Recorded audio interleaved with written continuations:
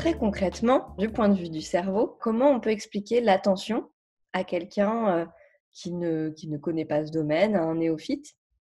Et puis j'ai une deuxième question qui m'est venue entre-temps. Est-ce que ce mécanisme perdure de la même manière toute la vie ou est-ce qu'il évolue? Alors l'attention, on peut l'imaginer comme un filtre qui va permettre de sélectionner les informations qui sont dans notre environnement. Par exemple, là, je suis en train de vous parler et je perçois un grand nombre d'informations. J'ai mon ordinateur devant moi, j'ai les éléments du décor, il y a une bibliothèque, il y a des gens qui passent à côté. Et donc, toutes ces informations-là, elles sont traitées par notre cerveau directement par une instance qui s'appelle la mémoire de travail, qui est une mémoire de traitement de l'information. C'est-à-dire que notre cerveau, il traite en temps réel toutes les informations qu'il perçoit. Le problème, c'est que notre mémoire de travail, elle est limitée. Et s'il y a trop d'informations, eh bien, elle sature. Et donc, on n'arrive pas bien à traiter tout ce qui se passe. Donc, heureusement, on a une attention, on a un filtre qui va faire une première sélection de toutes ces informations-là, ce qui va permettre de libérer un peu de la place dans la mémoire de travail et nous permettre d'être dans ce qu'on appelle un état d'équilibre, c'est-à-dire que le nombre d'informations que l'on a à traiter est en adéquation avec les limites de la mémoire de travail. Et donc, notre attention, c'est un peu ça, c'est comme une lampe torche dans la nuit. C'est-à-dire qu'on peut la diriger vers la source de notre choix. Tout ce qui est dans le faisceau de l'attention, on le perçoit et notre cerveau le traite. Et puis tout ce qui n'est pas dans le faisceau de l'attention, ça reste dans le noir et donc on ne le traite pas. Alors ça, c'est la théorie. L'attention, elle se déplace de différentes manières. Et ce qu'on appelle l'orientation endogène de l'attention, qui est qu'on peut diriger notre attention de manière volontaire vers la source de notre choix.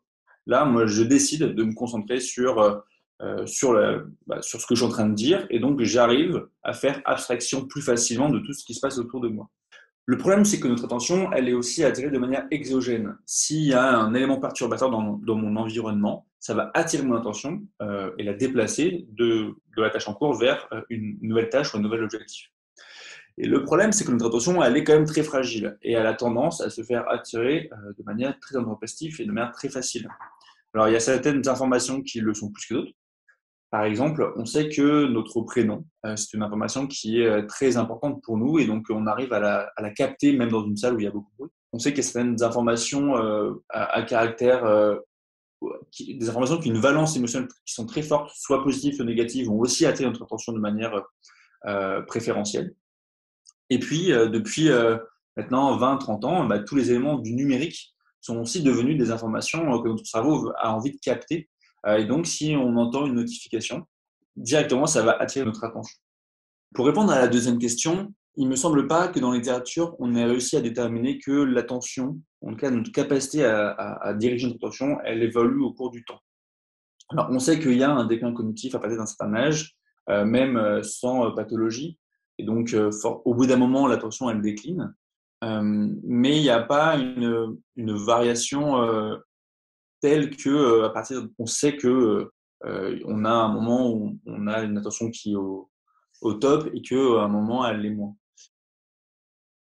Un élément que je n'ai pas forcément traité, c'est que euh, on a tous des capacités attentionnelles qui sont différentes, notamment de par nos comportements et nos expériences. Notre cerveau, vous devez le savoir, même si vous suivez tous les podcasts du Malin, mais il change, il se transforme en fonction de nos expériences. Et plus on va refaire un comportement, plus on va travailler une fonction cognitive. Et donc, si on habitue notre cerveau à entraîner ces fonctions attentionnelles, elles vont devenir un peu meilleures. Ça revient un peu à ce que je disais tout à l'heure sur la constante attentionnelle. Si on met en place des pratiques qui permettent d'augmenter la constante, cette constante-là, par exemple, on sait que la méditation permet d'augmenter la constante attentionnelle, parce que c'est une pratique dans laquelle on va essayer de focaliser son attention sur des sensations internes pour faire abstraction de toutes les sollicitations externes. Certaines études ont d'ailleurs montré que les bénéfices de la méditation s'exportent sur d'autres tâches, que si on pratique de manière régulière la méditation, on arrive à se concentrer quand on médite. Et ce bénéfice-là, on l'a aussi quand on est dans d'autres activités professionnelles ou non professionnelles. Donc, il y a une part d'inné dans les fonctions attentionnelles, comme pour toutes les fonctions cognitives, c'est sûr, même si globalement, on est à peu près tous câblés de la même façon.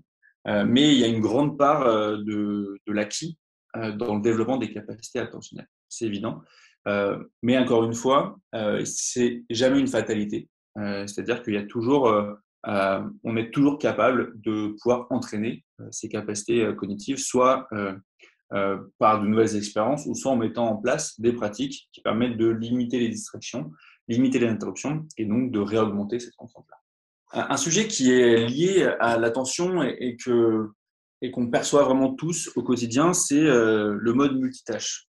En fait, on a des fois l'impression qu'on est capable de faire plusieurs choses en même temps. Et pourtant, notre cerveau, lui, il n'est pas capable de diviser réellement son attention sur deux tâches en même temps. C'est-à-dire qu'on ne peut pas, notre cerveau, il n'est pas capable de faire vraiment deux tâches en parallèle.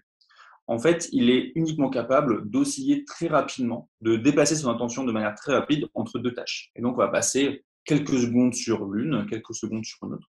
Et donc, on peut avoir une sorte d'illusion de réussir à faire les deux tâches en même temps. Donc, son cerveau, il oscille juste très rapidement de l'une à l'autre. Dans certains cas, ça pose pas de problème.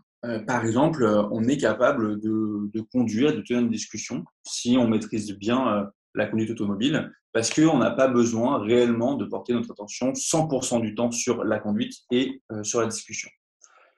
Par contre, dans d'autres situations, ça peut être problématique, parce que le moment où on va porter notre attention sur une tâche, forcément, on ne la portera pas sur autre tâche. Et donc, on va perdre des informations. Et au final, et ça, toutes les études le montrent, si on fait plusieurs choses en même temps, eh bien, on fait les tâches en plus de temps et on fait plus d'erreurs. Et ça, c'est vraiment lié à une des limites de notre cerveau qui est que, notamment à cause de l'attention, tout ce qui est dans le champ de notre attention va être traité. Et donc, si je suis concentré quelques secondes sur une tâche, je vais pouvoir la faire efficacement. Et puis, forcément, tout ce qui ne sera pas dans le champ de mon attention ne sera pas traité. Et donc, toutes les informations qui seront liées à l'autre tâche ne le seront pas.